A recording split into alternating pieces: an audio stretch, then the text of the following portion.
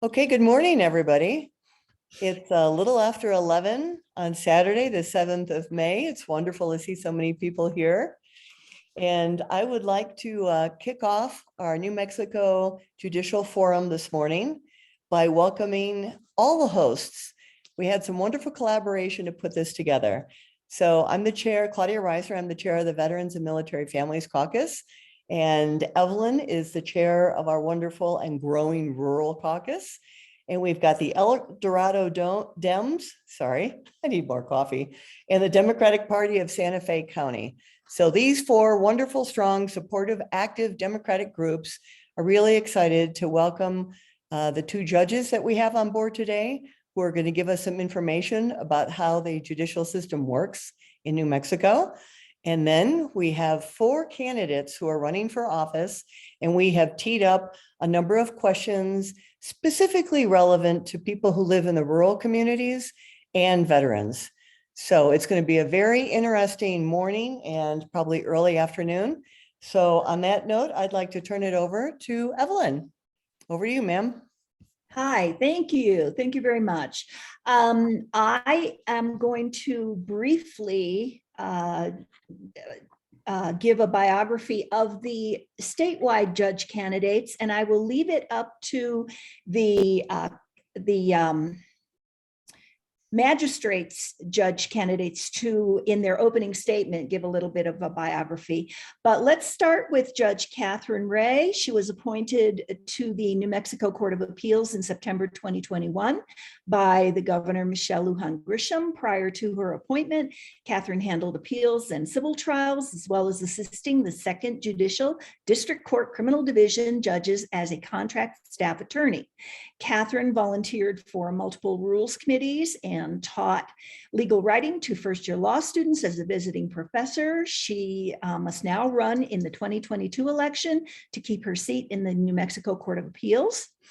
We are pleased to welcome also Judge Gerald E. Baca, appointed to the New Mexico Court of Appeals by the governor after being recommended by the Bipartisan Judicial Nominating Commission.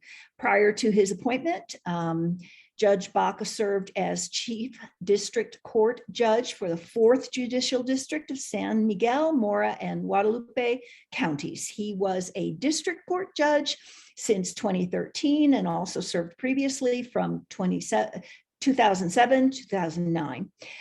Judge Baca must now run in the 2022 election to keep his seat in the New Mexico Court of Appeals. I would like to welcome Brian Morris, who very kindly asked our judges Ray and Baca to join us.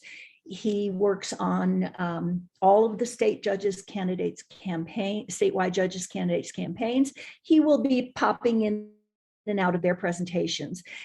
Also, I want to thank Cliff Reese for coming in as moderator for the magistrate section. He is a former New Mexico state government attorney with 23 years of service at the Department of Health, specializing in public health, behavioral health, drug policy reform, emergency preparedness, public procurement, and the legislative process. He retired from the executive branch of our state government in 2005 as the general counsel of the Department of Finance and Administration. In his active retirement, Cliff taught graduate courses at UNM in public health, law, policy, legal issues, homeland security, disaster management, and effective representation of public clients. He served as the practice director for the Western region of Network for Public Health Law from 2010 to 2017, as Santa Fe District Office staff for then Congressman Ben Ray Lujan, in 2017 as a legislative analyst for the state Senate from 2006 to 18, as director of policy and legislative liaison for Lieutenant Governor Morales, 19 to 20, and as a drafter of fiscal impact reports for the Legislative Finance Committee during the 2022 legislative session. We thank Cliff for developing today's questions and moderating our discussion. And with that, I will pass the floor on over to our judges, Ray and Gerald Baca. All right, thank you. This is Judge Baca, and with Judge Ray's permission, I would like to go first. As you can see, I'm in my baseball umpire's uniform. I call high school baseball, and today is the first round of baseball. I'm up here in Los Alamos, waiting to start a baseball game up here. Los Alamos is playing Valencia in the first round. And so I just want to touch base a little bit about my experience with the magistrates. As you know, I have been practicing for 35 years as an attorney. And during my private practice, I started as a prosecutor in the first judicial district there in Santa Fe, and then became a criminal defense attorney in northeastern New Mexico. And I've had experience with the magistrate judges quite a bit during those 18 years or so of practice. The magistrates are, I think, the hardest working courts in the state of New Mexico. All the courts work hard, but I think because their jurisdiction involves litigation of misdemeanors, as well as hearing preliminary examinations and felony courts and felony cases, that they're very busy. They have all the traffic citations, speeding tickets, all of those things that they hear. They hear domestic violence cases. They hear misdemeanor cases ranging from shoplifting to DWI. And then they hear, as I say, preliminary examinations and felony cases, which means that they have to, once a criminal complaint is filed in the magistrate court, they sit as the fact finder and judge to determine whether or not there's probable cause to believe that a crime was committed, that a felony crime was committed, and that the defendant committed those crimes. And if they make those findings, then what they do is they bind over the felony charges for trial in the district court. And so I sat through many of those preliminary examinations as a criminal defense attorney, as well as a prosecutor. And the other jurisdiction that the magistrates have is civil jurisdiction, up to, I think it's still $10,000. And basically they hear a lot of landlord-tenant cases. They hear some contract disputes and other smaller civil disputes, but they do not hear a lot of cases that are reserved specifically for the district court, like property cases, where there's a dispute over boundaries, and probate cases, there's a probate court, and other more serious matters. But the magistrates have a very important role in our justice system. And so, I feel, I just want to thank you all for letting me introduce to you what the magistrates do very quickly. I know that Judge Ray, she's very thorough, and she'll give you a more in-depth analysis and education as to what the magistrates do in addition to what I've just said. So again, I'm having to rush off to go try to get the baseball game started. So thank you for your time, and I'll hand it off to Judge Ray. Judge Baca, I Yes, would like ma'am. to jump in here and just say, so as a judge and as an umpire, which job do you prefer? I prefer being a judge. Umpires get yelled at too much. Nobody yells at a judge. Okay, thank you so much for your time, and go play ball. All right, thank you. Take care, everyone. Bye-bye. Hi, Judge Baca. Yes. Why are you saying bye? Bye-bye. Judge Ray, all yours. Thank you. My name is Katie Ray. I'm a judge on the Court of Appeals. Judge Baca and I decided to sort of divide this up, and I would give a sort of general overview of how the courts fit together while he provided you some specific information about what magistrate courts do. And so I've got this graphic. I over prepare and I get really excited about structure. So you get to come with me on how and geek out with me a little bit on how this all works. So I think I can still share my screen. So I made this chart to show you how sort of graphically how everything fits together. There's a lot of information on the screen, but I'm going to go through it real quickly. Just Claudia, can you see my cursor? I just want to see if you can. Yeah, okay. So starting at the magistrate, municipal, and metro court level, and just take a step back, all 5 of these courts do something really specific. We all have our different roles. Magistrate, municipal, and metro courts, you can start a case here. Generally, the kinds of cases that start in these courts have to do on the civil side with violations of city or county ordinances, depending on whether it is a magistrate, a municipal, or a metro court. But they have the most important broad idea is that magistrate, municipal, and metro courts have limited jurisdiction. They have the authority to act if that authority has been specifically granted by some kind of statute or the Constitution. So the civil side has to do with enforcing ordinances, and the most common way that comes out, I would imagine, is landlord-tenant kind of disputes, that sort of thing. And then traffic, a lot of traffic violations fall under this sort of category. And then certain criminal charges, which are generally referred to as misdemeanor charges. There are different kinds of misdemeanors, but broadly, misdemeanor is defined as crimes that by the sentence, how long you can go to jail. So a misdemeanor is 0 to 6 months, roughly, or criminal ordinances, which DWI, certain domestic violence crimes, again, depending on how long you might go to jail if you're convicted. That's how you kind of figure out if it's a misdemeanor. And like I said, you can start a case here. So if you have a small claim, a landlord-tenant dispute, a small value, and when I say small, I mean small dollar value claim, you can start your case in one of these courts. The next court is the district court. The district court is the court of the most general jurisdiction for civil and criminal cases. You can start your case here too, depending on the dollar value of if you have a civil claim.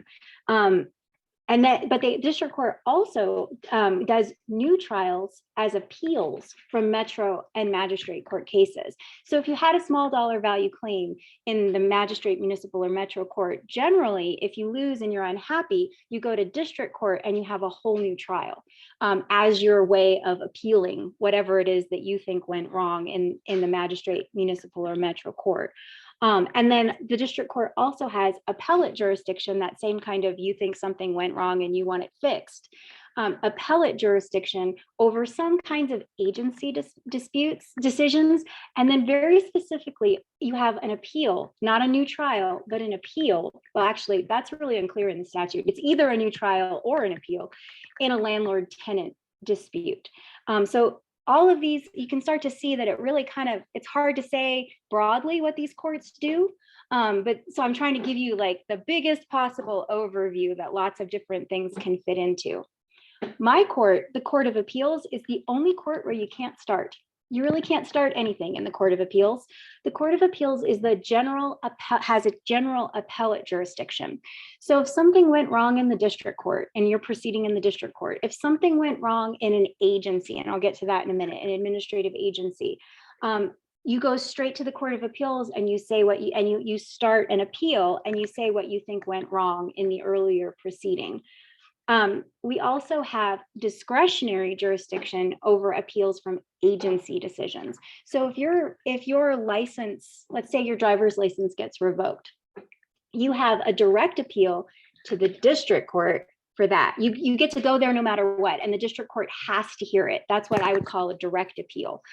But if you don't like what the district court does, then you can come to our court and you can ask us to hear your appeal. And we can say yes or no. We either take it or we don't. That's what we call discretionary jurisdiction. So it's up to us whether we want to hear that appeal, because you already had your right to appeal in the district court. So that's what I mean when I say that we have discretionary jurisdiction over appeals from agency decisions. And like I said, ours is really the only court where you can't get something started. The New Mexico Supreme Court generally deals in discretionary appeals. Because the Court of Appeals has this broad general jurisdiction over most appeals, you get to come and we have to hear it no matter what. If there was a med mal trial in the district court, I'm pointing to it with my hand, but if there's a metro appeal or a med mal case in the district court, you get to come to the Court of Appeals, and we have to hear your appeal. That's what I mean by general appellate jurisdiction. We have to hear that appeal. So lots of cases come straight to our court. But if you don't like what happened in the Court of Appeals, you go to the Supreme Court and you ask them to hear it. And so they have discretionary jurisdiction over appeals that the Court of Appeals has to hear. They also do certain direct appeals. You go straight to the New Mexico Supreme Court from the district court, and things like life sentences, or when we had the death penalty, those kinds of serious criminal convictions go straight to the New Mexico Supreme Court. And certain civil issues can start in the Supreme Court. Election issues, utility disputes coming out of the PRC.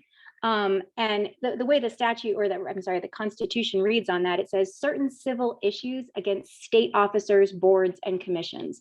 So if a state officer does something to you and you don't like it, you can go straight to the Supreme Court and say, make that state officer do their job. It's called a writ. There are all kinds of different writs. Writs are super fun, but they're limited. And they're not often granted. It has to be a pretty serious situation. We saw more of them granted during the pandemic, where cases went straight to the Supreme Court for them to deal with this sort of emergency situation. And then the U.S. Supreme Court can follow New Mexico Supreme Court cases. The U.S. Supreme Court has limited jurisdiction. It can review state Supreme Court decisions about federal law. So if the state Supreme Court decides that you have a right under the New Mexico Constitution, the US Supreme Court has nothing to say about that. They don't have jurisdiction to consider whether your rights, what your rights are under the New Mexico Constitution. The US Supreme Court does have jurisdiction to determine whether the New Mexico Supreme Court has properly construed the federal Constitution. So if our Supreme Court wades into the federal Constitution, those kinds of cases can go to the US Supreme Court for review. And then totally separately, the US Supreme Court can review cases that come out of the federal court system, which is a totally different way of looking at it. Do I still have time, or do you need me to be done? Because I could talk about the different qualifications for judges if you want me to. I don't want to step on toes of candidates. You have time. Okay, so this chart shows you the different kinds of qualifications that are required by law for different kinds of judges. So magistrate judges, some of this turns out to be kind of strangely complicated. Like I had to consult the census. Like some of this is weird, but the magistrate court, you get one per county, one magistrate court per county, unless the county has more than 200,000 people. Okay, so to be a judge in a magistrate county, you have to reside in that district.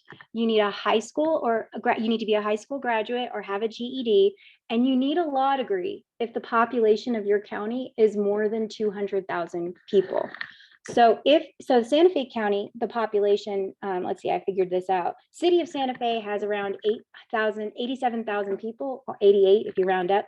The county has 155,000 people. So you do not need a law degree to be a magistrate judge in Santa Fe County. The district court judges, there are 13 different judicial districts, and some judicial districts cover more than one county. Obviously, if we have 33 counties, you need to be at least 35 years old. You need to have practiced law for 6 years, and you needed to have resided in the district and lived in New Mexico for at least 3 years. The Court of Appeals and the New Mexico Supreme Court have the same qualifications, and they're very similar to the district court judges. You just need 10 years of experience instead of 6 years. And I dropped this little note about, how you figure out magistrate and municipal, whether you have a magistrate, a metro, or a municipal court, because I've always kind of wondered. And then when I started to try to figure it out, I was really surprised by how complicated it is. Why Albuquerque has no magistrates, we have metro courts, and it has to do with population size. It's the silliest written statute I think I've read lately, because it's really hard to tell if, I don't know, it's a confusing statute, but I dropped that because I figured it out and I wanted to show that I figured it out. And you all can read it, and if you have questions, you can tell me. The last thing that I wanted to tell you about is how you become a judge in New Mexico. So a magistrate court judge, can be appointed by the governor to serve until the next general election. And then you have to run in both the primary and the general election in order to keep that seat. And then you have to run every 4 years. You have to actually run for re-election, start the whole process over again. That's unique for the rest. It's different than the way the rest of the judges become judges. For Metro Court, District Court, Court of Appeals, and Supreme Courts, there are two paths to becoming a judge. You can either go through the nomination process, which Judge Baca referred to when he, or his bio maybe, that he went through the judicial nominating process, which I also did too. Or there's the challenger process. So there's two ways to do it. And these are how the two different ways work out. With the nomination process, you submit an application to a bipartisan nominating commission, which determines whether the candidates are qualified based on the application and an interview. And you sit in a room with like 20 people who have been appointed to this commission, and they just ask you questions. It lasts about 20 minutes. You have an opportunity for an opening statement. And at the end of the day of all these interviews of applicants, the commission sends the names of the candidates that they decide that are qualified up to the governor. And then the governor does interviews and reviews letters of support for those candidates, and then picks one of those candidates to fill the seat.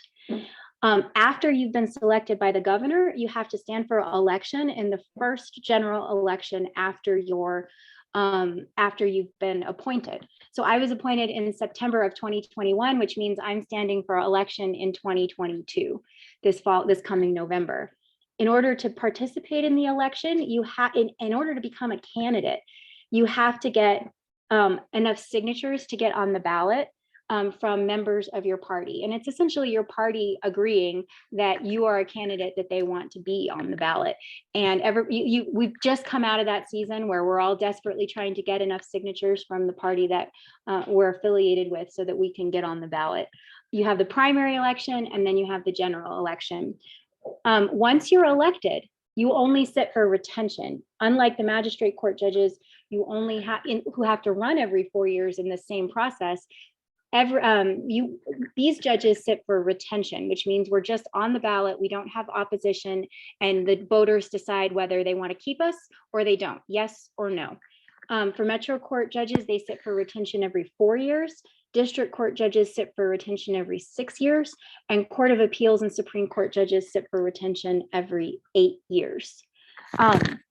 The challenger, so that was the nominating process.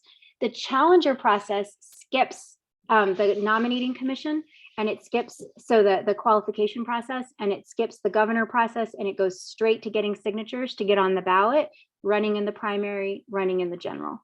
And so if you want to and that we call it the challenger process because you're likely challenging whoever it is was appointed by the governor. So that was a lot of information, and it was really, really broad. And I'm sure there are exceptions to almost everything that I said. But if anyone has any questions or of me, I'm happy to. I don't have a question, but I just want to say, I know I took civics in high school, but I don't ever remember hearing any of this. So helpful, amazingly helpful, and really interesting. So thank you very much for that. You're welcome. It's fun, right? Yeah, it is. I think Yes, it's really it is. fun. You can't really disagree with me in this forum, but I totally agree. And I am also wearing the hat at election time of a poll worker, and I'll be a presiding judge this election. And what happens is the voters do not know anything about the judges. They come up to us and they say, well, I don't know who to vote for. Can you help me? And of course we can't. So this is very informative. And thank you so much, Judge Ray. And please extend our thanks to Judge Baca, who is probably now on the baseball field. At this point, we would like to go. Nicole has a question. Oh, I'm sorry, Nicole, go ahead. Yeah, I would just like if we could please receive an email of the Judge Ray's notes. Those are wonderful, and I'd like to read them over again. And then the bios that you read at the very intro, could you also please send those out to us, because I'd like to have more time to consider those too. Thank you. Okay. I believe Claudia has a person who wants to ask a veterans question of Judge Ray. Claudia? Actually, our question is for the candidates. Oh, And okay. it's the Veterans Treatment Court relevant question. So I'd like to just follow on here and thank both of our judges and Judge Ray. That was very informative. I echo what you say, what the others are saying. We never know what the judges do. We know you make very important decisions and it's critical to the people who are coming to you, but this is very helpful. So thank you so much. And I hope you can stay on board for the rest of the session today, the forum. For a little while. Thank you so much for having me. It's just wonderful to be able to talk to people about how the courts work. And I appreciate it. Thank you. Okay, thank you. So now I would like to introduce a colleague of mine, and this is Jeff Swanson.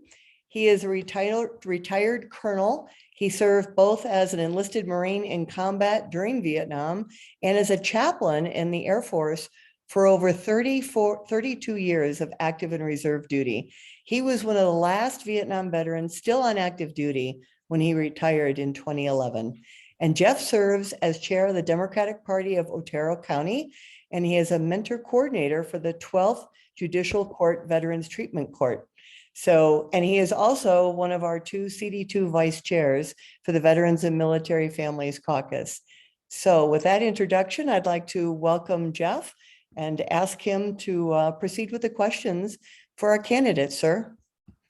Okay, well, thank you all for being, candidates in the business of, making these crucial decisions for the lives of people and public safety. But my privilege and honor is to serve on the Veterans Treatment Court for the 12th Judicial Court, where Judge John P. Suggs presides. And I have a question here about our veterans courts, expanding them throughout our state. And I would like to ask these questions for, Miss Casaneras and Mr. Kalasa and Mr. Baca and Mr. Royal in Roybal in that order. And I'm sorry I didn't have my hearing aids on when I first started here, so if I mispronounced your names, I apologize for that. But here's the deal. Okay, there are only 3 veterans treatment courts in our beloved state of New Mexico. These specialty courts have a high success rate of reducing recidivism amongst those who graduate. For example, a 1-year recidivism rate among the veterans treatment court graduates is like 17%. Compared to the New Mexico rate in our other courts of 49%. That's a big difference. So what ideas or what do you want to do to try to help us have an increase in the number of these veteran treatment courts, throughout our state? So fire away, fire for effect.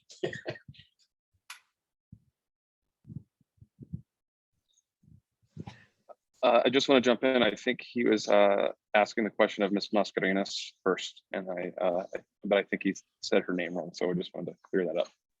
Yeah. Yes, that's right. Fire away there. What would you like to see? I mean, you may not have all the answers, but what's kind of rattling around in your head and heart as you hear that question? You're muted, ma'am. I think I'm unmuted now. Yeah, bingo. Okay. Thank you so much for this opportunity. So I come from a long history of veterans in my family. I'm blessed to have my grandfather who's 96 years old. He just had a birthday on Saturday. That was a World War II veteran. And my youngest brother served in Iraq in Afghanistan. So I know firsthand that veterans do come back to us with serious issues. And it is, I honestly believe that it is our part as a community to help our veterans out and with treatment as much as possible when they come back with the issues that they do come back with, either substance or mental abuse issues, mental health issues. So I would say having more programs for them in order to help them through their situation. Okay, and you have a little more time. Is there anything very specific that you would do if elected, ma'am? So I would say the first thing I would do is probably contact our local VFW and see if there was some type of counseling or programs that I could refer somebody to in order to get them the help that they need. And if it's housing, a housing issue or something like that. Okay, well, thank you very much.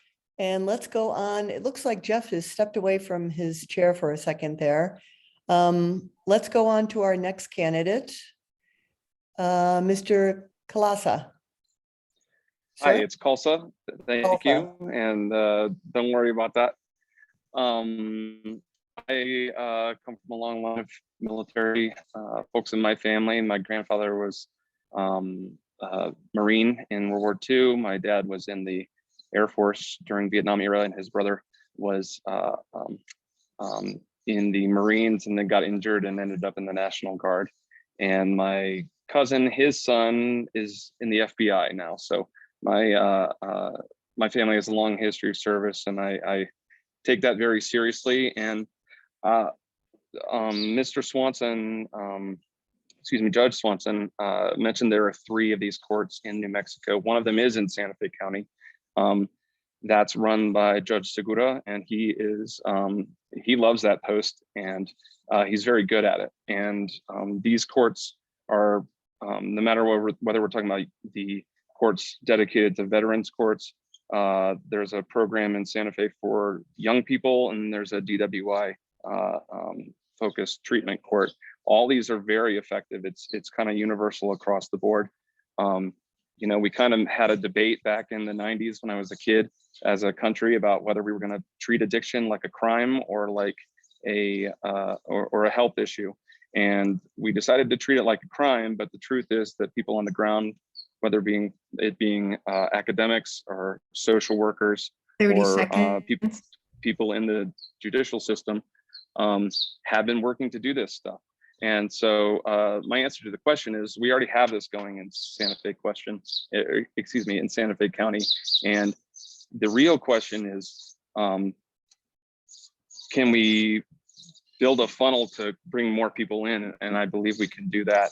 I believe that's something that I'm committed to doing, is partnering, making sure the community partners are involved so that we're capturing the population that these courts are designed to serve.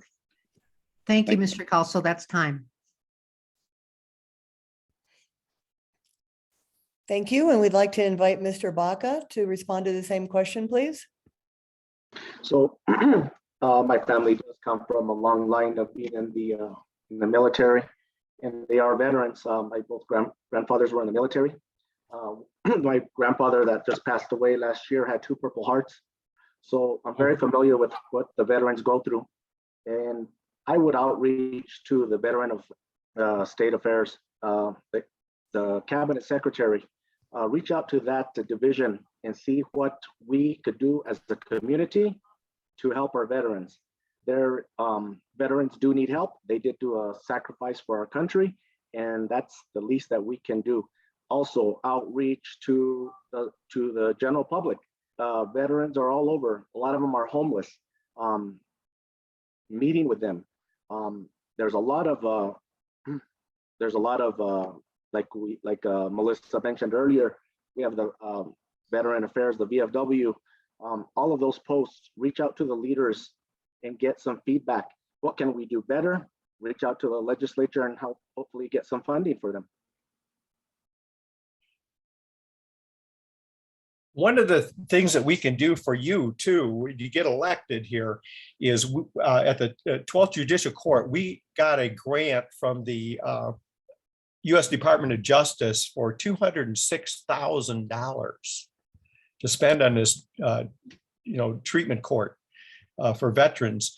And they also sent out a team of 5 people, including a judge, for a whole week to sit down with the defense attorney, the prosecuting attorney, the mentor, our social workers, others involved in the court administrators, and give us training for a whole week about how to set all this up. So you're not alone.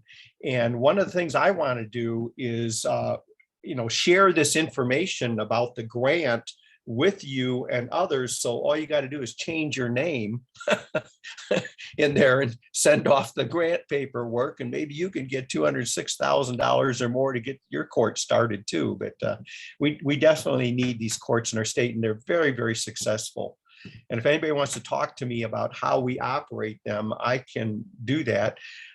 Or I will also put you in touch with other people of our court. Let's say you want to talk to a defense attorney or prosecuting attorney or our judge, Judge Sugg, and they can advise you too, and just tell you what we think and how things go. But thank you very, very much for being so concerned, and what a rich history of military service in your family. So And we thanks, have, Claudia, for setting us up. Jeff, we have one more candidate, Mr. Okay. Roybal. So Mr. Roybal, we would like to hear your comments as well before we wrap it up. Yeah, absolutely. Hey, thank you guys so very much for this opportunity. I truly do appreciate it. Just like all the other candidates did state, I also have a long history of serving military servicemen in our family. I was raised by my grandparents, one being a Marine soldier in Vietnam and one being an Army. So there's kind of that battle that they have, one being on my mom's side and one being on my dad's side. But it's important because I have reached out to our military affairs here in Santa Fe, and they do have concerns with the programs that we have and what we have to offer to them. And so I think it's important. These men and women have served our country, and they have fought for our rights and liberties, and now we're taking an oath to uphold them. And so right now, I think it's important that we help our veterans in any way that we can. If they're lacking a resource in mental health, we fight to get them some mental health counseling. If they're wanting substance abuse treatment, we fight to get them substance abuse treatment. And I know that there's grants that we can write and government entities that we can work with to obtain these services. And so that would be my goal, is once I get in there, really look at our veteran treatment programs and figure out ways that we can implement better programs, better services, and bring more funds to expand our jurisdiction in treating these veterans. Okay, well, very good answers. And I appreciate all the candidates thinking about veterans. I'm going to put something in the chat here. And since you all have military in your family, this is the Veterans and Military Families Caucus. If you would like to join us, please do. We'd love to have you on board our team. And now I'd like to turn it over to Cliff. You want to see? Yes, thank you very much, Claudia. If we could mute everyone except the candidates, that would be Good great. idea. Please mute everybody. So welcome again, everyone. Thank you for sharing your Saturday with us. Let's go right back to the candidates. We have questions for them. And then following the prepared questions, if we have time, our moderator will ask some of the questions that haven't been asked yet. So we're going to start with opening statements. We're going to do this in alphabetical order. We won't use alphabetical order for all the questions, but we will start with alphabetical order. Each candidate has 3 minutes for an opening statement and to introduce themselves. And we'll start with Mr. Baca. Mr. Baca, please. Yes, so I'm John Baca, and I'm from here, from Santa Fe County. I live currently in La Cienega, and I'm 44 years old. I'm married, and I have 3 daughters. I have a 23-year-old daughter, I have a 21-year-old daughter, and then I have my 6-year-old daughter. And I just became a grandfather. My oldest daughter gave me my first grandchild. And so I'm very blessed. I'm very blessed to have the family support that I have to run for office. As far as that goes, I am also a sports official, just like Judge Baca, and he's a really good friend of mine. The only difference between me and Judge Baca is I am at the level higher. I am at the collegiate level, and I currently umpire at the Division I level for the NCAA, and I work in 4 of the 5 top conferences of the of the country: the Pac-12, the Big 12, the SEC, and the Big 10 conferences. And I'm also a crew chief in those conferences, so I lead a crew every weekend for 4 months. And our job as the crew chief is to make sure our crew succeeds and brings out the best to each and every contest that we are assigned to.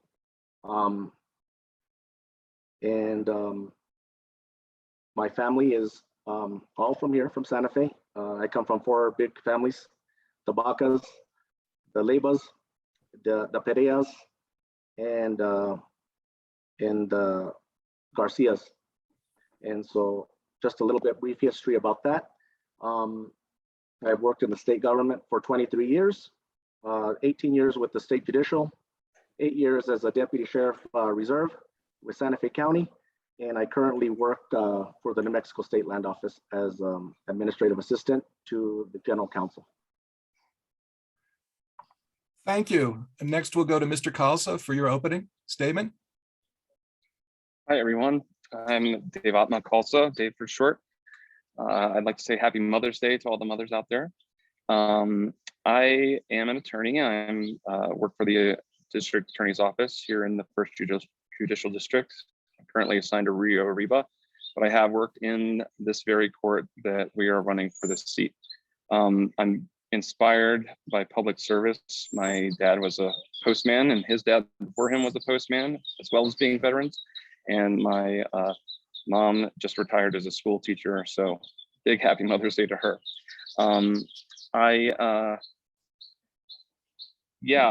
Ever since I was a child, I've been very inspired by conflict resolution, whether that be Dr. King or Gandhi, or I even remember doing a book report on Henry Clay when I was in 4th grade, and how he was able to bring a fractious constitutional convention together in order to create a compromise.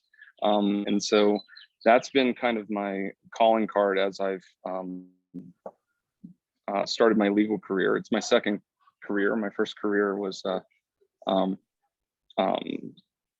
of being a jack of all trades. And so I'm here now more inspired than ever because of the work of public service. It's very rewarding and it's very difficult, but I love doing it. And I've had a lot of experience in the last little bit working for the district attorney, including going out of my way to do extra homework and research and be persistent in holding people accountable. We've talked about the Veterans Court and grants. Well, I've been able to go out and secure funding, and so I know the partners in state government already that enable these things and that find the federal money, and it's out there, and we just have to apply it. So I'm ready to hit the ground running on day one, and I would really appreciate your vote and your trust. And if you have any questions for me, please feel free to email me. They're all on my website, and I hope to see you all out at the polls. Thank you very much. Thank you. Next, we'll go to Ms. Mascarenas. If you would unmute, please. Your opening. Good morning. I think it's still morning. My name is Melissa Mascarenas, and I'm a lifelong resident of Santa Fe County. My family has deep roots in the Poake Valley. I graduated from Poake High School and went on to further my education as the first in my family to get a college degree. I was a young single mom who set high goals to make a better life for my child. I was very fortunate to have the support of my family, and my faith has carried me through. I earned a bachelor's degree in business administration from the College of Santa Fe. I have over 30 years of service in the legal field as a paralegal and a chief records manager. My employment history is the First Judicial District Court, the New Mexico Supreme Court, and the New Mexico Environment Department, Office of General Counsel. I am running for magistrate judge because I know I can make a difference in our community. I am very passionate about helping people. Much of my time is spent volunteering in many civic organizations, such as the Santa Fe Fiesta Council, Catholic Daughters of the Americas, Poake Valley Little League, and Miss Santa Fe Board, and other Hispanic groups that keep our traditions alive. I believe that every judge should have 3 qualities: judicial temperament, intelligence, and ethics. And thank you for giving me this opportunity. Thank you very much. And Mr. Roybal, you have 3 minutes for your opening and introduction. Thank you very much. My name is Michael Roybal. I'm 32 years old, born and raised right here in the heart of New Mexico, and that's Santa Fe. And so I started right out of high school, I started working at the 911 center where I was an emergency operator. And so I took 911 phone calls dispatched for our city police, county sheriff's office, both fire and emergency medical response units for the city and county. From there, I went on to work at the Warrant Enforcement Division for the Santa Fe Magistrate Courts. And so there I had the opportunity to work under 4 magistrate judges, Judge Anaya, Judge Bavakwa Young, Judge Sena, and Judge Segura. And there I learned a lot of how the courts operate. And from the magistrate level, I went on over to the district court level. I started off in the clerk's office and I stayed there for about 4 years. And then I got asked by the Honorable Judge Jason Lydiard to become part of his staff. And so currently my jurisdiction ranges from Santa Fe, Los Alamos to Rio Arriba. And we have the busiest docket in the First Judicial District and the best managed docket in the First Judicial District. And I'm proud to say that Judge Lydiard, who happens to be one of my biggest mentors, has a global recognition for the way he approached the epidemic in northern New Mexico involving crime and drugs. And so I'm really happy to be part of that program and carry that along with him. Just like John Baca, I am also a high school official. I officiate high school basketball. And so that really allows me the opportunity and the jurisdiction to reach our younger generation as they have an upbringing and they're they're like sponges. So they absorb everything that we tell them. And also within my community, I have a young adults group that I lead every Tuesday. And we meet starting around 7 o'clock and we have everybody between the ages of 18 to 35. And we don't service just Santa Fe, we service Santa Fe and all surrounding areas. And with that, they come along with addictions, mental health issues, substance abuse treatments, anything that they need help with is what we get them involved in. So right now I'm trying to teach my young adults that it's important to know your candidate, and I don't want them to vote just for me, just because they know me, but I want them to absolutely do the research for all 4 of the candidates running for this office and figure out which candidate is best for them and best suits their needs for this position. And so once elected as judge, I promise that I will fulfill the obligations and follow the canons set by the New Mexico Ethics Department. And if you have any questions, I'd be more than happy to answer them. Thank you very much. Now we'll move to the 6 prepared questions. They are being posted in the chat box. If you're watching us on Zoom and would like to click on chat at the bottom of your screen, I will read the questions before we go to the candidates. And if any candidate wants me to repeat the question, I'd be glad to do so. Please ask me. So question number 1, and we're going to do this in reverse alphabetical order. So Mr. Roybal, you're going to go first this time. Question number 1 is, what is the most important personal quality you possess that qualifies you to be a magistrate court judge? You have 2 minutes, candidates, for these questions. Thank you for that. As I stated earlier, I do have the experience of working with the magistrate judges at the magistrate level and also at the district court level. So I bring nearly 10 years of experience. And it's not just experience, it's current courtroom experience. I'm the only candidate that can say that I have current courtroom experience involving everything from your simple civil cases all the way to quadruple homicide. I know the struggles that our community faces. I am part of our community. I also am involved in our community in several organizations. So I think it's important to know what our community faces, what the current issues are within our courts.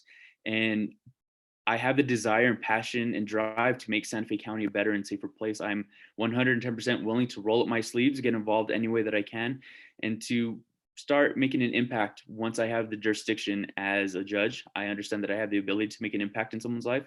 And so my goal and my drive is to make that impact for the better and to start really implementing better programs for our defendants in Santa Fe County. Thank you. Ms. Mascareñas, same question.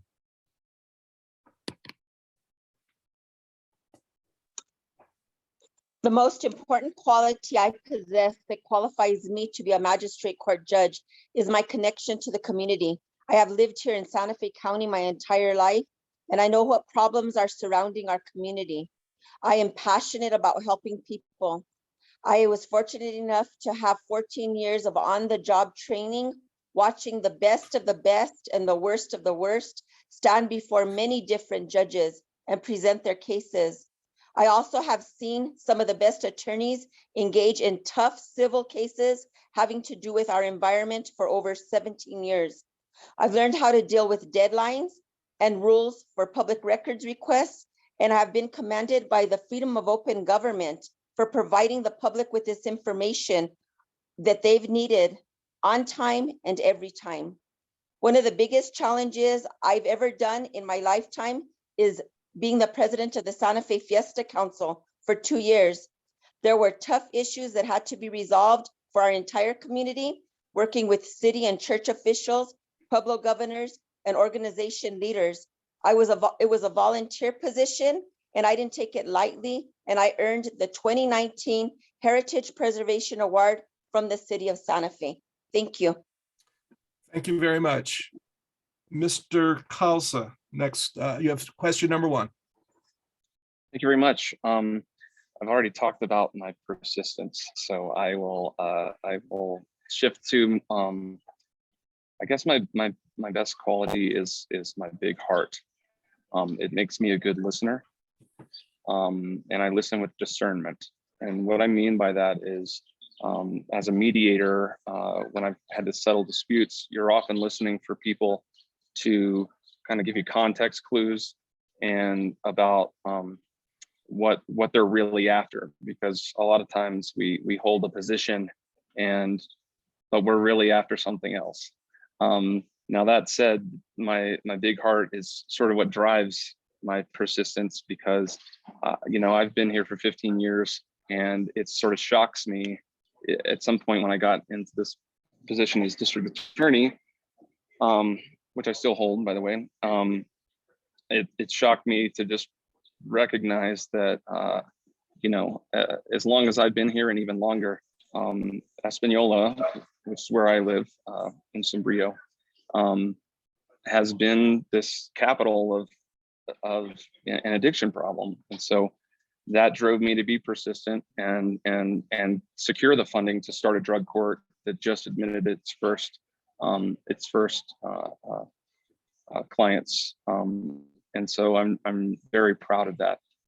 In addition, I would just say that this listening that comes from having a big heart is a very important thing, because when I think about doing the job of the magistrate judge, I think about how fast paced it is.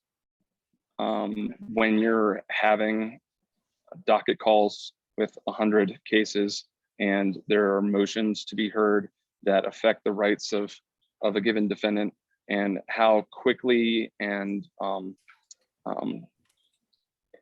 much impact those decisions have.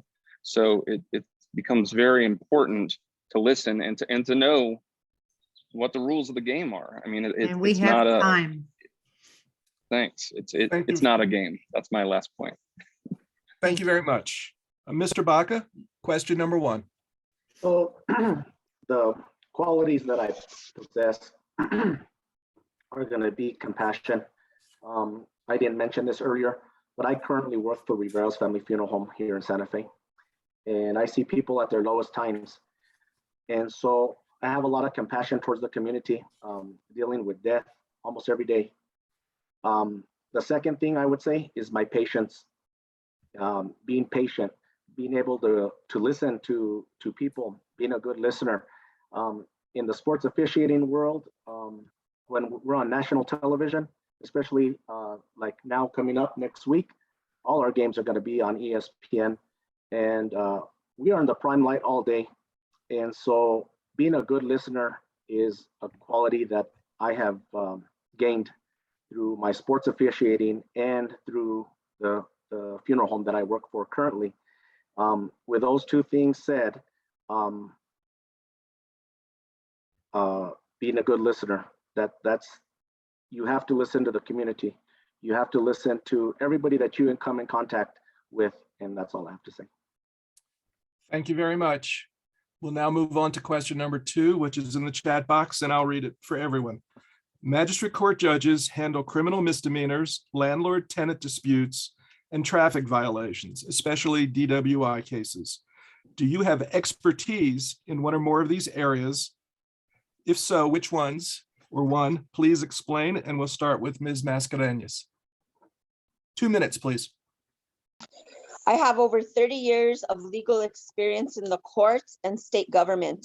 I saw firsthand both aspects of these type of cases, as the district court is the appeals court for the magistrate court, in Santa Fe, Rio Arriba, and Los Alamos.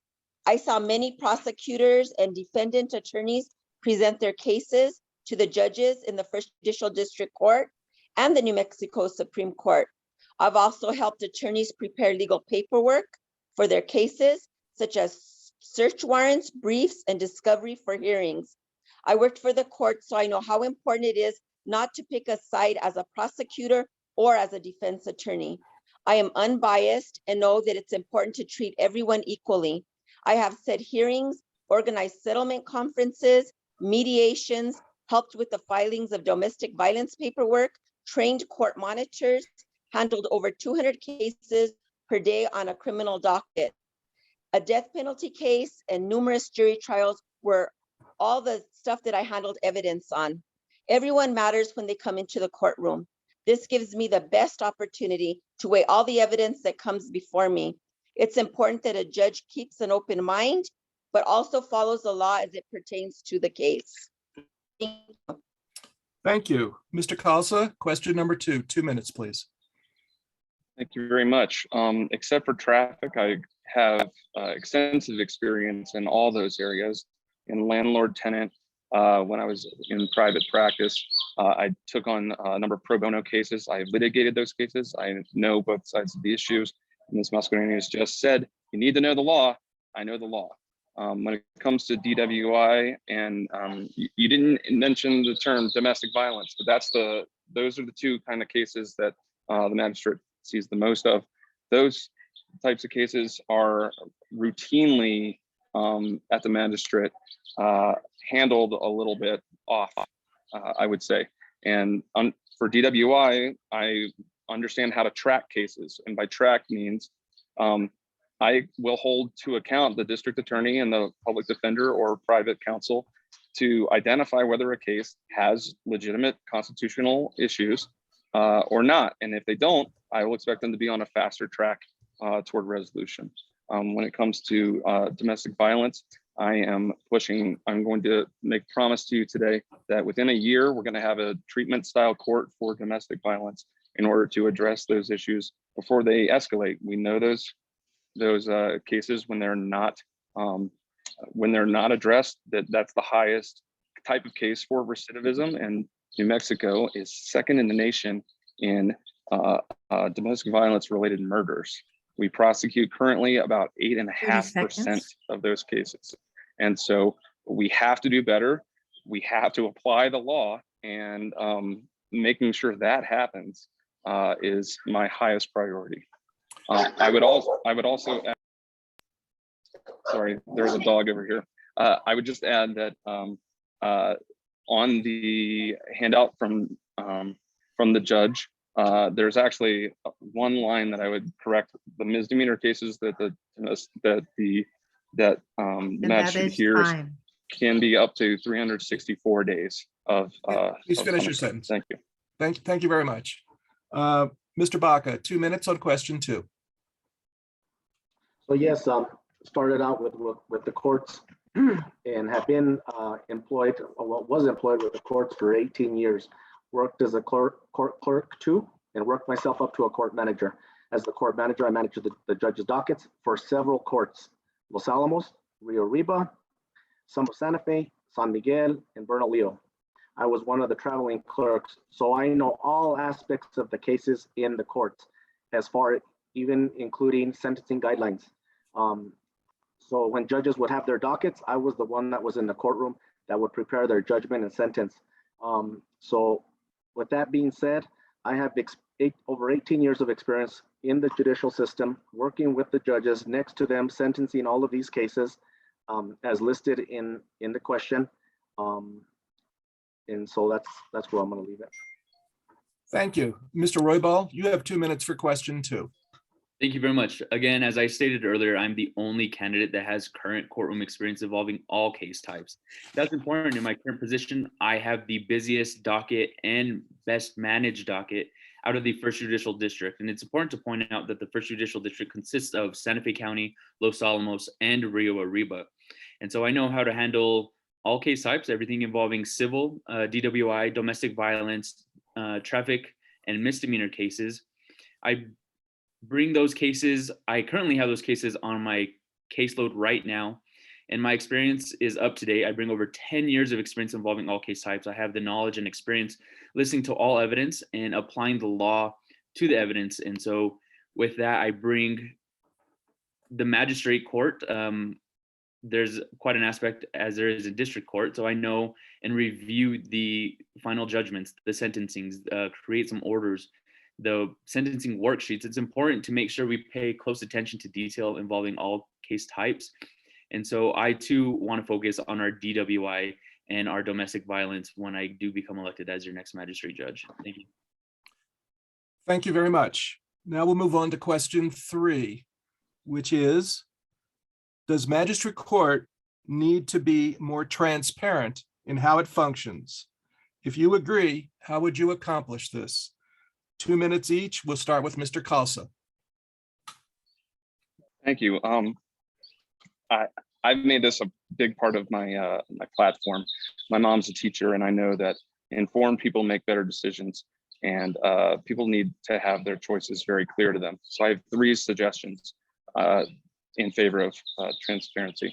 The first is, as the judges presented, what happens in the magistrate court can matter up the chain on appeal, even past the district court. And so I want to change the standard practice of magistrate, that when an order is issued affecting your rights, whether it be a suppression of evidence or a dismissal, that needs to be in writing with legal reasoning on it, so that my work can be checked and the people upstairs can have a clear understanding of what took place. That matters because the magistrate is not a court of record. There's no recording devices capturing everything that happens. I'm in favor of doing that. That's required when our population grows to a certain extent, as was presented by the judge. But we just had a census that those numbers are based on during a pandemic. So we don't really know where we are. So I would be in favor of doing that as a preventative measure in Santa Fe. And the third thing I'd like to do is find an independent party to fund a public liaison who can be there to help guide people through the processes they're facing. There are no small cases in magistrate court, and right now, if you come in in a stressful situation, the sum total of your advice you're going to get on that first day is going to be from a pamphlet on a rack. We have to change that. And time. Thank you very much. Mr. Baca, question 3, 2 minutes. So I don't think the courts need to be more transparent, because right now magistrate courts are open to the general public. Anybody in the general public can go sit inside the courtroom and see what our judges doing on cases that are brought in front of them. As far as the dockets are online. They're on the internet. They do change at certain times throughout the day, or because certain cases get continued and all of that. But like Mr. Khalsa was saying, the magistrate courts are not a court of record.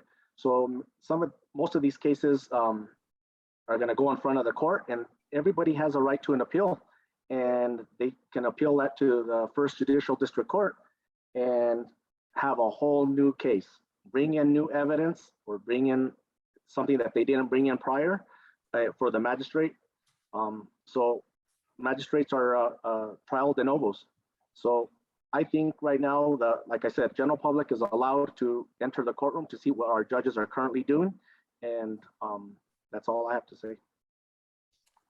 Thank you. Mr. Roybal, question 3, 2 minutes, please.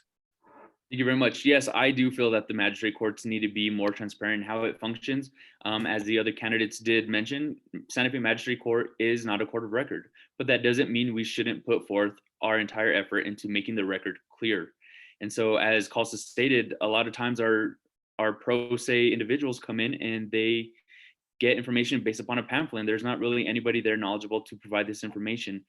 With us, we need to make sure we hire and train our staff to be well efficient inside the courtroom and outside of it. Magistrate court is pretty much going to be our first line of defense in our judicial system. And so it's important that we remain consistent and highly trained when it comes to running our courtrooms effectively and proficiently with transparency. And that's one of my number one goals is when I get in, is to streamline our courts with effectiveness and transparency. Thank you. Thank you, Mr. Roybal. And Ms. Mascareñas, question 3, 2 minutes, please. Yes, magistrate court does need to be transparent because we're providing a service to the community. A judge should be held accountable for their actions, especially if it means they are not following the law. That is the reason there is a Judicial Standards Commission.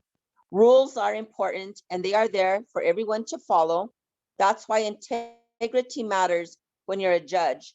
I feel it's important to have organizations such as Mothers Against Drunk Drivers, Advocates Against Domestic Abuse, and substance abuse counselors participating and overseeing the decisions of the court.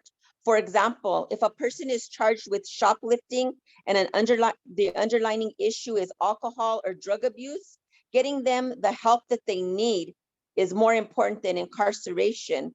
This is where drug court comes into place, and counseling and other services that are made available to hopefully stop the repeated behavior.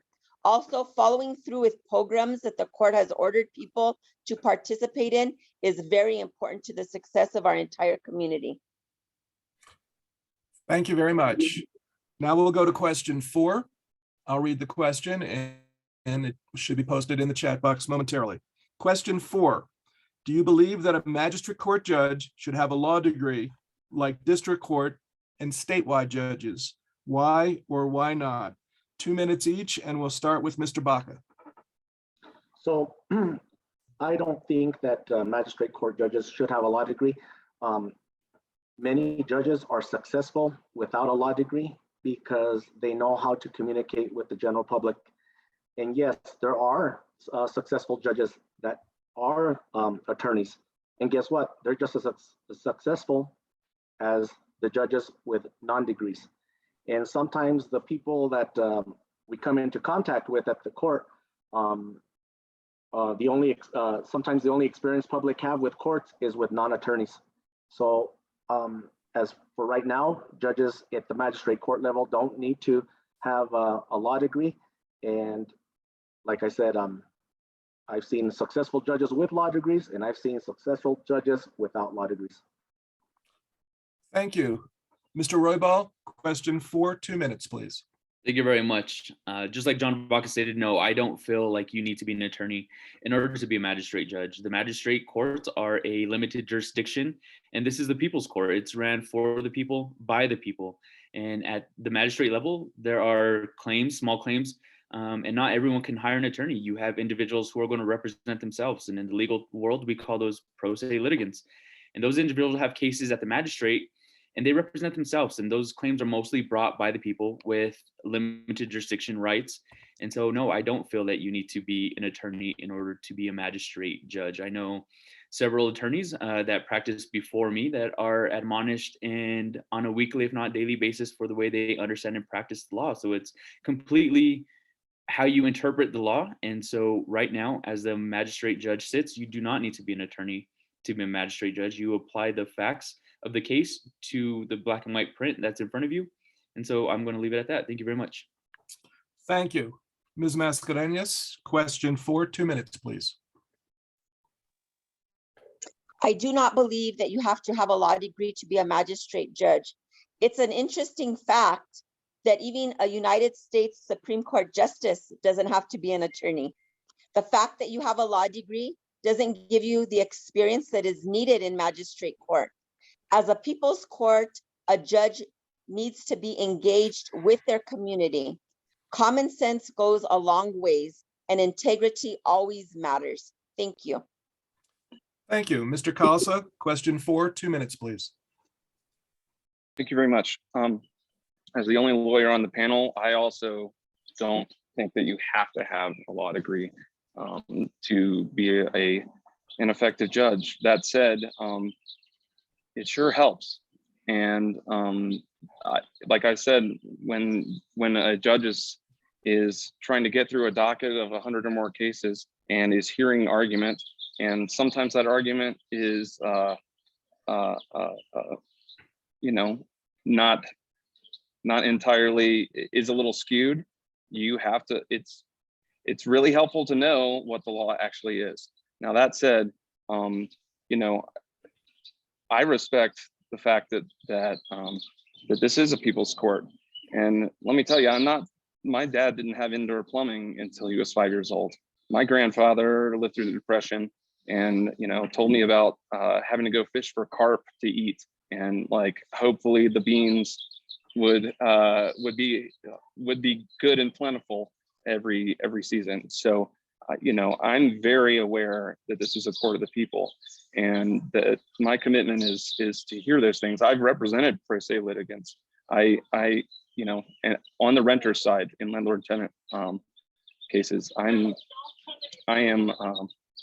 been here for 15 years. I'm a committed public servant, and you know, this past week I was you know, I went out to the murdered and missing Indigenous women protest and a Ukraine benefit. I'm very engaged, and I want to be engaged as the defender of people's rights here in Santa Fe. Thank you very much. Thank you very much. And next we'll move on to question 5, which is in the chat box. What is the most important magistrate court reform you would implement if elected? 2 minutes for question 5. Mr. Roybal, we'll begin with you. Thank you very much. If elected, I would implement monthly dockets for all of our criminal cases to make sure that they are heard within a timely fashion and to make sure that no case falls behind the cracks. Ultimately, my stance is delayed justice is no justice. And so for every case, we want to make sure we are moving within a timely fashion to resolution. I would also like to reevaluate how we triage defendants who are referred to our specialty courts, and also focus on hiring staff at the magistrate level so they can receive the best training possible, and also advocate for more money for our specialty court and for our magistrate court. And it's important to know that right now, I don't think we have a very good triage system when it comes to referring to drug court, even our veterans court or DWI court. So I think that's something that we really need to take a look at and figure out ways that it best benefits our community. Because ultimately, I'm not trying to appeal to the people of Santa Fe County. I'm trying to appeal for the people of Santa Fe County. This is the same community that I was born and raised in, and this is the same community that I want to raise my family in. And so I'll leave it at that. Thank you very much. Thank you very much. Ms. Mascareñas, question 5, 2 minutes, please. If elected, the one that I would reform would be Rule 5-401 NMRA, also known as the Catch and Release Law. This law was passed by the voters who did not understand what it truly meant. It sounds great that a bond is no longer needed to get out of jail, but it's not when people are seeing that certain individuals are out creating havoc in our community.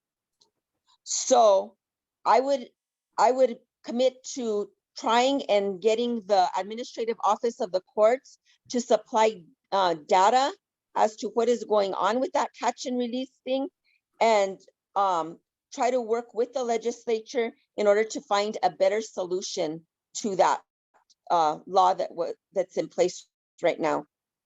Thank you. Thank you. Mr. Khalsa, question 5, 2 minutes, please.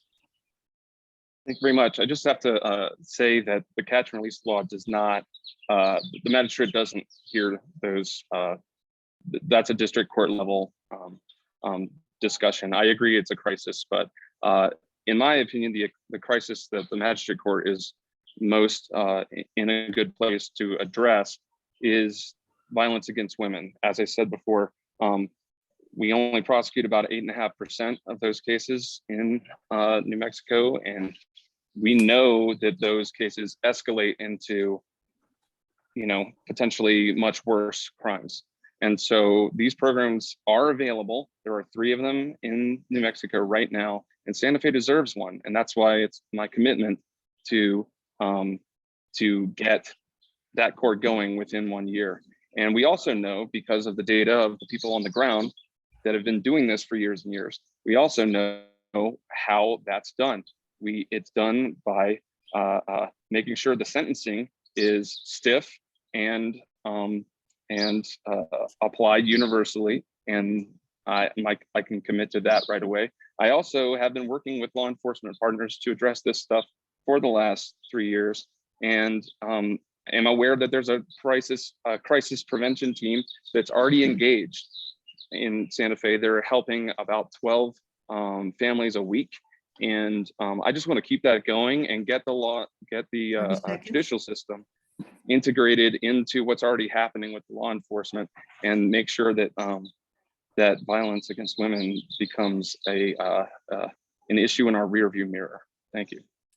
Thank you. Question 5, 2 minutes for Mr. Baca. So like Mr. Roybal stated earlier, the dockets of the magistrate court are very important, and keeping these cases heard in a timely manner. I mean, when the state judicial brought in the new system for the case management system, Odyssey, Odyssey now tracks that rule for us. They track our 6-month rule. They track all of that for us. So as judges, we have access to see the cases that are being heard and in what manner. So the only difference is that we only have the view option. The clerks are the ones that have the full option of editing and all of that. That's very important at the magistrate level, is that making sure the cases are heard. And as far as the catch and release, I think that the cases, when they start out at the magistrate court, the judges at that level have to deal with that, and it's not working, and we need to do something, and we need to get the community together so that way we can keep Santa Fe safe. Thank you very much. Now we'll go to question 6. There was a specific question asked by Mr. Swanson at the beginning of this segment about veterans treatment centers, veteran treatment centers in magistrate court. I'm going to ask a broader question about addiction generally. And my understanding, by the way, is that there is a veterans treatment court already in place in magistrate court in Santa Fe County. If you want to expand on that, that would be great. But here's the broader question about addiction treatment. Would you advocate for more addiction treatment services as an alternative to incarceration in public forums, such as, for example, before the Santa Fe County Commission and the New Mexico legislature, and any other public forums that you wish to mention? We'll start with Ms. Mascareñas on question 6. You have 2 minutes. So I would absolutely advocate for more addiction treatment services as an alternate to incarceration. I would be willing to go to the Santa Fe County commissioners and the legislature to advocate on behalf of the court, because our community is in desperate need of mental health and substance abuse programs. These underlying issues bring people to break the law and end up in court. It's a reoccurring cycle that needs to be stopped. I will do my best to advocate with stakeholders to help increase the number of treatment facilities to ensure that our community receives the care and support they need, but also protect our property and business owners from being victims in numerous crimes against them.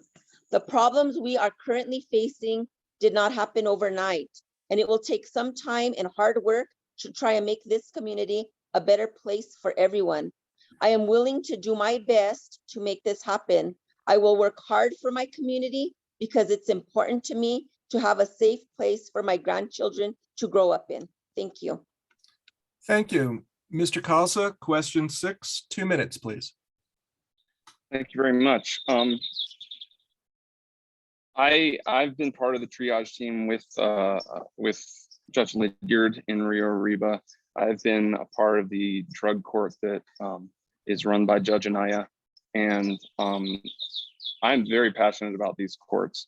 And you know, the probably the best experience I've ever had professionally has been being able to recognize the depths of addiction in defendants and get them into and through a process where a light just comes on and they are able to put it together and start taking accountability for themselves. It is very inspiring, and I want to continue to do that. Now, that said, the question is, will I want to advocate for more treatment services?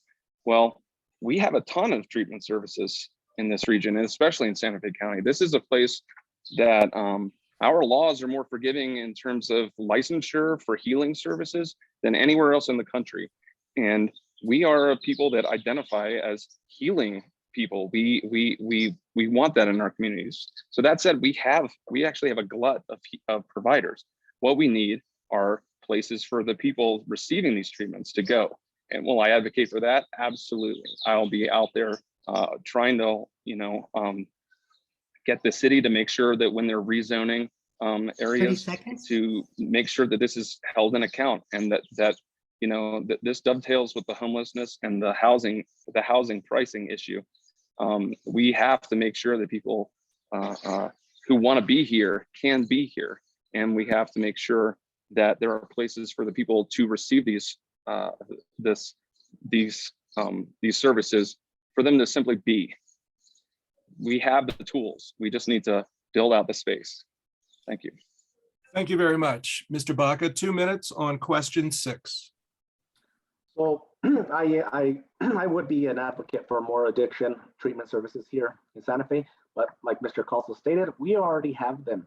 And when I worked with the courts, we would send people to treatment centers, and the judges, the current judges and the judges from the past have allowed all of this to happen, to rehabilitate people that have issues, with mental health, drug addiction. I'm all for it. It happened before, it's happening now. The problem where we need to fix the system is when we have the repeat offenders. When we're sending them to treatment, they must want to change themselves. And if they don't want to do that, then they leave us no alternative to go to incarceration. Thank you. Mr. Baca, question 6, 2 minutes, please. I think you mean Mr. Roybal. Mr. Baca just answered, but I'll take it. Oh, I'm sorry. No, yeah, that's Mr. Roybal, okay. I'm sorry. Yes, I will 110% advocate for more resources when it comes to addiction treatment services. I have absolutely no problem asking for resources that will better our community. I have family members, I know firsthand, I have family members who have suffered from addiction, who had a lack of resources, who were in the judicial system. And that's disheartening to know that sometimes our judicial system is very reactive. And when it comes to asking for more resources, it's 110% pertinent that we become proactive and not reactive. And that's one of my biggest platforms, is I want to be tough inside the courtroom while proactive outside of it. And so, yes, I will advocate for more mental health counseling, for more addiction treatment services, for more family counseling when it comes to domestic violence, and anything else that a defendant needs. Some of our candidates here that say that they, this has been going on forever, but they've also listed that the best of the best is who they've worked for. So it's a little confusing, and I'm so glad that I have the honor and privilege to work for Judge Jason Ladard out of the 1st Judicial District and see firsthand what it's like to have an elected official who is not afraid to roll up their sleeves, get involved in the community, and become proactive. And that's partly why he's gaining such a global recognition for his program up in Rio Arriba. Thank you. Thank you very much. Now we'll go to Evelyn for questions from the audience before we go to closing statements. Thank you very much. We have 2 questions from the audience. The first one that was presented is, are you trauma informed? What would you do if someone presents with PTSD symptoms in court in a case between an alleged perpetrator, usually not convicted of a crime because that is a rare outcome? Would you ask for an evaluation for both of them? Survivors of trauma are often mistakenly seen as the problem in court and get questioned directly by their alleged perpetrator. What can we do to avoid that happening as well? We will go in the order of Ms. Mascarenas, then Mr. Baca, Mr. Roybal, Mr. Calsa. Ms. Mascarenas, 2 minutes on that question, please. So I do have some type of knowledge regarding trauma. In working at the 1st Judicial Court, we had lots of people walking in requesting domestic violence petitions and stuff like that. It's a very sad situation when you see parents with young children needing to fill out forms and that, and also when they come to court to see what has happened. So I do know, how trauma has affected people, and I do believe that you have to have counseling there, probably a social worker or somebody that's able, or an advocate that is able to help them through the process of filling out the correct paperwork, getting the help that they need and stuff like that. Thank you. Thank you. Mr. Baca, your answer to that question? Can you repeat the question one more time? It's in the chat. Basically, it is, are you trauma informed? What would you do if someone presents with PTSD symptoms in court? And would you ask for an evaluation for people? Survivors of trauma are often mistakenly seen as the problem in court. What can we do to avoid that happening as well? So I have had experience dealing with people in trauma, both in the court and both in law enforcement. And like you said, sometimes it's not their fault that they have this issue. And right now, the Santa Fe Police Department has a unit that has the unit that goes out, and they have a counselor and with law enforcement, and they're out there to help people that have issues. Do we need something like this in the court? Yes. How we're going to get it? We have to get funding, and we're going to have to go through the channels, through the AOC and the Supreme Court to get us that assistance to help people like this in our courts. Okay, thank you. Mr. Roybal, please, same question. And might I add that you candidates can prepare their answers. There's another question coming up if you look at the chat. So Mr. Roybal, on the trauma question. Thank you very much. Yes, I do have knowledge and experience when dealing with domestic violence victims and defendants. And it's traumatizing to everybody who's involved. There's children that are sometimes involved. It's the victim, it's the defendant. And so I think it's important that we have these resources readily available for them. And it's nothing that we should wait to make available to them. And I do understand that there's going to be the need for some funding. And that's where our grant writers come in. That's where we work with other entities that can provide PTSD counseling, provide mental health counseling, addiction services, family counseling. That's all important. The moment we can make something sink from their head to their heart is when we really have an impact that has been made. So I do think it's important that we have advocates readily available to guide them through this process and to make resources readily available. This is something that shouldn't have to wait. You know, unfortunately, many times domestic violence situations do escalate, and sometimes it can start as a verbal argument and escalate all the way to, you know, the unfortunate murder or assault charges and battery. And these are things that we need to address right away. And it's important that the victim be heard just as much as the defendant is, and vice versa. Thank you. Thank you. Mr. Kalsa, same question, please. Thank you very much. And I forget the person's name that asked it, but thank you for asking this question. This is near and dear to me. I'm a survivor of childhood sexual trauma. And so I am very aware of the impacts of not only the incidents, but that the adversarial system of law can exacerbate those problems. So I just want to make it clear that experience as a child inspired this whole journey to lead me to become a Sikh. And I had to meditate every day for a long period of time for a dozen years before I could even unpack what had happened to me. I didn't even really realize that it had happened. I had the memory, but I couldn't feel its impact on me. And when that happened, and I'm telling you, that was the greatest healing experience of my life. And this is why I'm so passionate about the domestic violence program I want to introduce, because we have to get people educated basically on these things. We have to go into the problem and address it. The system is adversarial in nature. If we're just talking about legal rights, we're all going to remain in those locked in positions that I talked about before. 30 seconds. And those create additional rules. So to answer one specific of your question, I don't think an evaluation of PTSD is necessary when people show up in court, because my assumption is if we're dealing with an assault and battery charge, that trauma is the whole setting of the dispute. So yes, I'm trauma informed, and that informs everything I want to do. Thank you. Thank you for that answer. We have a second question, and that will be our final question, after which we will take closing statements. And Cliff had the order of the closing statements, but let's go to Taurus Labus' question at this point, and we will use the same order, Ms. Mascarenas, Mr. Baca, Roybal, and Khalsa. That will give you a little bit of time to prepare the answer. The Watergate jurist Leon Jaworski once stated, when dictators and tyrants seek to destroy the freedoms of men, their first target is the legal profession, and through it, the rule of law.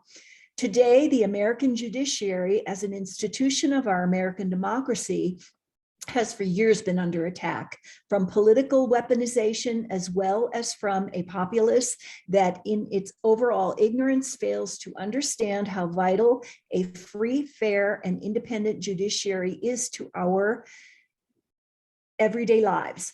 How will each of you going forward, regardless of the outcome of these elections, work and live to fight for and emulate the high standards and principles our judiciary embodies each and every day? Thank you. Ms. Mascarenas?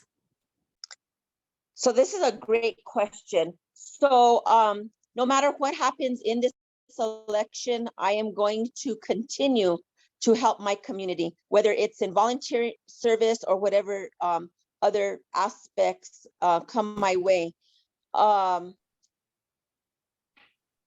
a community member, we have to get involved and engaged and make sure that our laws and that our freedoms are observed. So, you know, each one of us has that obligation. Integrity matters. And in a judge position, you have to have that integrity. And without that, things fall apart. And that's it. Thank you. Thank you. Mr. Baca, please. Same question, 2 minutes. So as like Melissa stated earlier, you know, this campaign has brought me even more out to the community. And I was pretty involved in the community as it is, you know, as being a sports official, working at the funeral home and in churches and you name it. But I'm still going to continue to be involved in the community with our youth as a sports official. I'll still be involved in the community, working funerals and all of that. But the number one thing that we need to that we need to really stress out here is that all the question that was asked was about the keeping the judiciary, you know, in each and every day of our lives. Number one, it starts off with voting. That is everybody's right. A lot of people don't vote anymore. And I think that that's where it starts, with individual people. That is everybody's right, and people need to take that right seriously. Thank you. Thank you. Mr. Roybal, same question, 2 minutes, please. Thank you very much. Regardless of what this election holds as far as the outcome, I will continue to be actively involved in my community. I've said it before, and this is one of my largest platforms. I am planning to be and will always be proactive and not reactive. And just like Mr. John Baca stated, it's very disheartening to know that our voting turnout is starting to decrease more and more every year. And I lead a young adults group, and I'm also a leader in my community and in my profession and here at my church.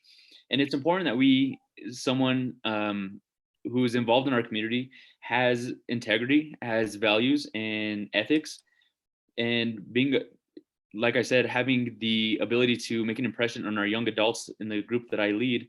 It's important that they understand how important it is to go vote and to understand your candidates, to be proactive in your community and not reactive. And I'll leave it at that. Thank you. Thank you. Mr. Khalsa, please, 2 minutes. Thank you. I also want to thank the guy that asked the question, because that global perspective is very important, and it's affecting us right now. It's gotten way worse since Nixon, starting with George W. Bush, who used the rule of law as a justification to go into Iraq. And it's such an issue right now in kind of the back of Americans' minds that Putin is actually exploiting our distrust of our own distrust of our system for his gain. And that makes me furious. Now, besides the global stuff, I want to make clear that, you know, all politics is local. And so my commitment to transparency by saying I'm going to provide a written order every single time, that's so that the system can judge me and make sure I'm doing the right job and make sure that there is consistency in how the law is applied.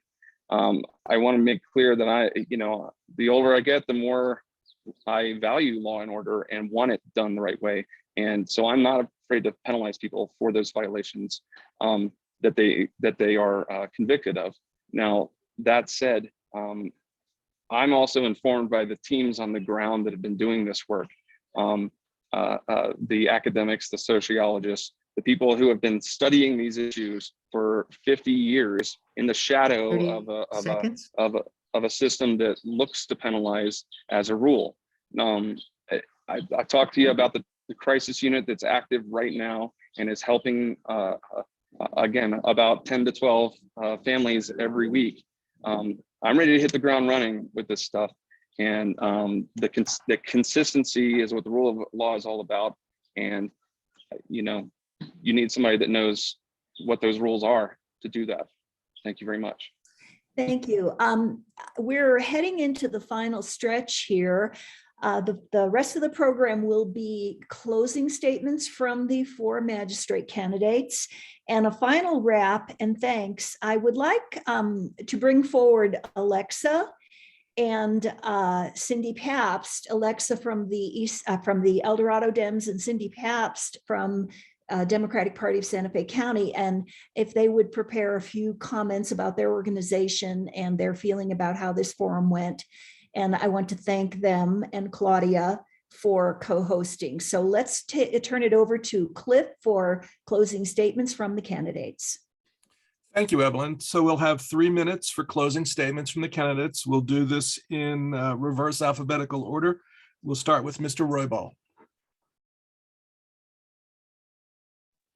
Thank you very much. Again, my name is Michael Roybal. I'm 32 years old, born and raised right here in the heart of New Mexico, Santa Fe County.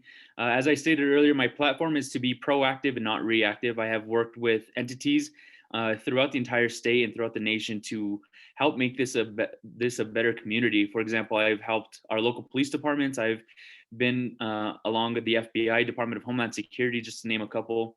I am the current court monitor for Santa Fe, Los Alamos, and Rio Arriba County. And I currently see everything from your civil all the way to your quadruple homicide. And so those are the case types that I've been involved in. And I'm the only candidate that comes with current courtroom experience. And that's also very important to know that I have an understanding of what's going on and what our community faces today and the current issues within our judiciary. I want to focus on bringing equality into our justice system, continue to stay tough on crime, while reducing our recidivism rate with a promise to be proactive and not reactive. I want to work with our specialty programs, such as our DWI drug court programs, our rehab centers, and our government-funded counseling programs and mental health programs for all that need them, and to get all those who are involved in cases heard, and those who are convicted of crimes have a less likely chance of coming back into the judiciary. And so it's very important to focus on reducing our recidivism rate, and also to monitor that those individuals who have been convicted of crimes are monitored closely with little to no room for violation. Someone stated earlier that they want to focus on crimes against women. That's incredible, but I also think it's important to focus on crimes against anybody. The moment we start singling anybody out, we leave others fending for themselves, and we will work closely with the public to make sure that our judiciary is held accountable. And with that, we want to focus on transparency in our courts, in our courtroom. As we all stated earlier, the Santa Fe Magistrate Court is not a court of record, but that doesn't mean we can't put forth the effort in making the record clear and concise for everybody involved, because ultimately we are going to be held responsible as well. Again, I just want to thank everybody for creating this forum, co-hosting it, and thank you very much. Thank you very much. Ms. Mascareñas, 3 minutes for closing. Thank you for giving me this opportunity to participate in this forum. I am Melissa Mascareñas, and I am running for the Santa Fe County Magistrate Judge, Division 2. I hope that each and every one of you will help move me from the ballot to the bench. Thank you. Thank you very much. Mr. Kalsa, 3 minutes for closing. Thank you. Thank you to the Veterans Caucus. Thank you to the Rural Caucus. And thank you to my fellow candidates. I mean, I know we're all here because we care, and we want to see everything that we want to see our community grow and go forward in a time when it doesn't necessarily feel like that's happening. And because we're all Democrats here, I want to talk about what that means right now, because we have a leaked copy of a Supreme Court decision out there that is going to overturn Roe versus Wade, and to my mind, more importantly, Casey versus Pennsylvania, because that decision came about 20 years after, maybe it's 30 years after Roe versus Wade, and really outlined a compromise between right and left, and came together to basically figure out how we're supposed to do a very touchy issue. So what we're seeing from the Supreme Court is scary and does represent a step back. Well, my commitment to you, and the reason I've been out on social media already for a month talking about the very issues we talked about today, transparency, ending violence to women, and so much more. We can't afford to go backwards in this community. We have a number of crises on our doorstep right this minute. And so, you know, I'm all about that spirit of compromise. I believe I've been here for 15 years because I felt something in the air when I first arrived here that that told me this was a place that had those same values. Right before the pandemic, I was at the opening of a seed library in the Espanola Public Library, and all the native tribes were there, represented by an elder, and one of the grandmothers said, you know, that's the spirit of this land for thousands of years, that good times and bad we share. And that's what I hope to represent to you and to the court. And you know, I would just encourage you to do your research. Thank you. Talk to your community. Get the word out. You know, this is an important race. And with that said, I just want to invite everyone to my fundraiser at Tiny's on Wednesday, 6 o'clock. Thank you. Thank you. Mr. Baca, 3 minutes for closing. So thank you all for putting this together, Evelyn and all the other partners that were involved in this. And one thing I would like to say is that I'm John Baca. And if you notice my signs all over Santa Fe County, they have my nickname on them. Most people know me as my nickname. Most people in Santa Fe don't know me as John Baca. And so everybody knows me by my nickname, which is Baby Blue. And I got that nickname as being the youngest softball umpire that started umpiring. And so you will see my signs with that nickname on them. The second thing I want to emphasize is that all 4 candidates are working very hard at their campaigns. And the third thing I want to say is life is very short. People don't know when God is going to pull your number. And I think all of us are running clean campaigns. That is a good thing, because respect goes a long way, and whoever wins this race is gonna be has to fit in with the 3 current judges that are there. So with that being said, I think all the candidates are doing a really good job, and we're all out there and we're all working hard for your vote. Thank you. Thank you, Mr. Baca, and thank you all candidates for your willingness to serve. Thank you for the audience for your attention and your participation and your great questions. Remember, I don't think I need to remind this audience, but voting starts Tuesday, May 10th at the Santa Fe County Commission building, or where the clerk's office is on 100 Catron, downtown Santa Fe. I'll be there in line at 8 o'clock. Hope to see you there, or whatever it's convenient for you to vote between now and Election Day on the end of the election period on June 7th. So I'll turn this back over to our moderators. Thank you very much, everyone. I will ask once more for the candidates to place your websites in the chat. The chat is also recorded, so people can access your websites. And that way they can get more information. So please do that. I see Michael Roybal has done so.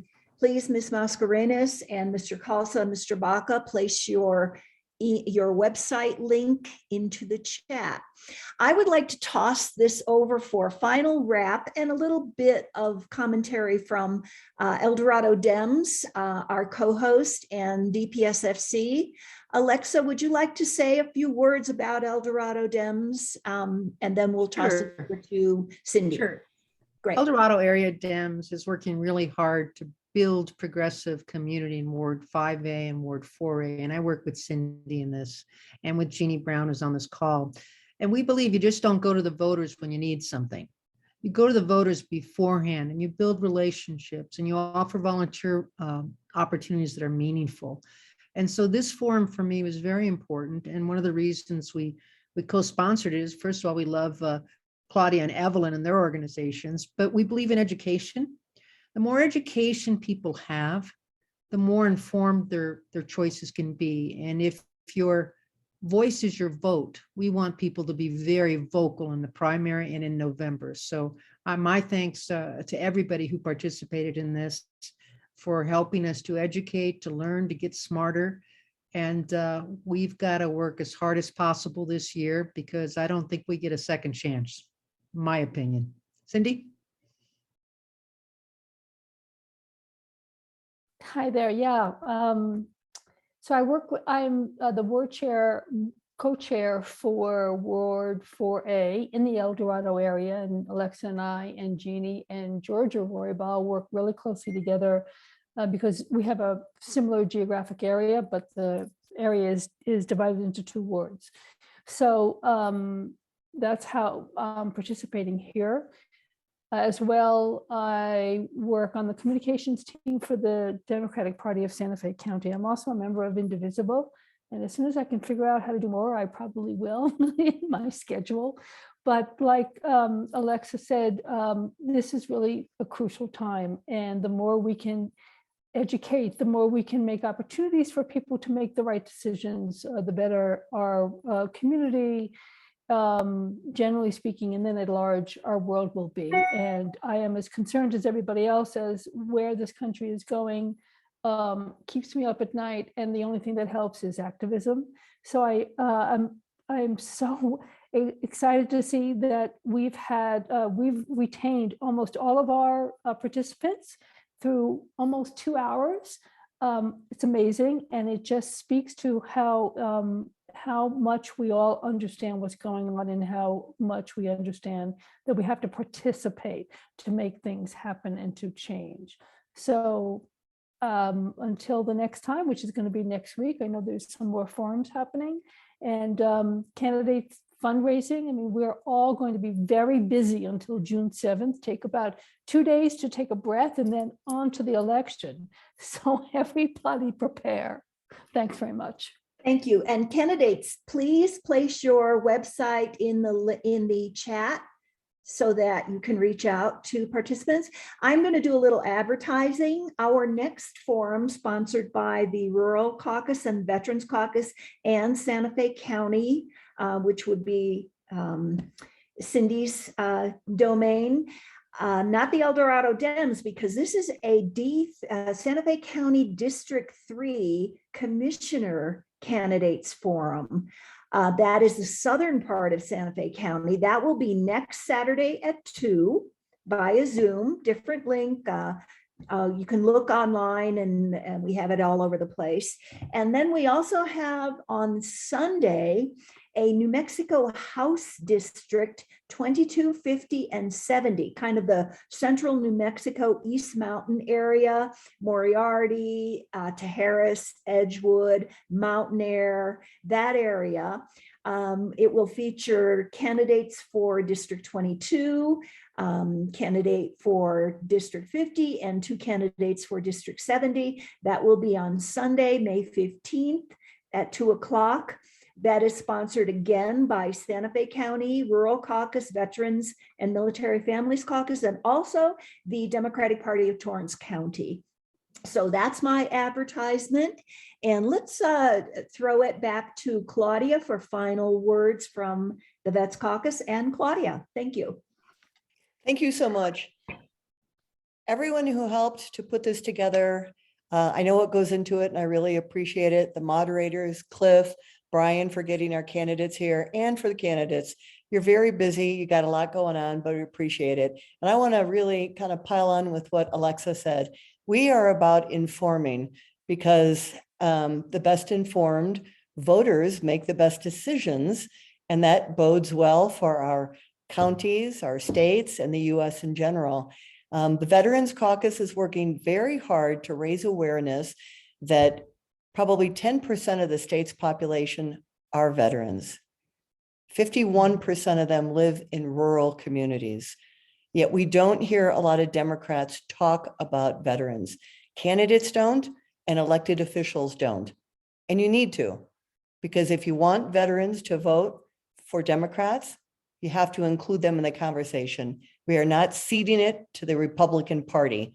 More military voted for President Biden than President Trump in the last election. There's a terrible myth out there that we're all Republicans. We are not. But you have to talk to us and talk about us and engage us, and we can get boots on the ground to help you win in your races. And then we want to work together once you are elected into whatever capacity to help veterans. And a lot of these programs will help others. But this is 10% of our state's population, much higher than the national average. So thank you so much. This was another fabulous collaborative forum. I have put our link in the chat a couple of times, but it's nmvetscaucus.com. Military family members are welcome to join. You are part of the constituency. So we would love to have you come on board. You can check out our website. We post all of our events there, and we will be posting the link to this recording there as well. So thank you so much, everybody. It is 1 o'clock. It's been a wonderful 2 hours, and I hope you enjoy the rest of your weekend. And I hope we see you next weekend, Saturday and Sunday, for a couple of other informative and fun forums.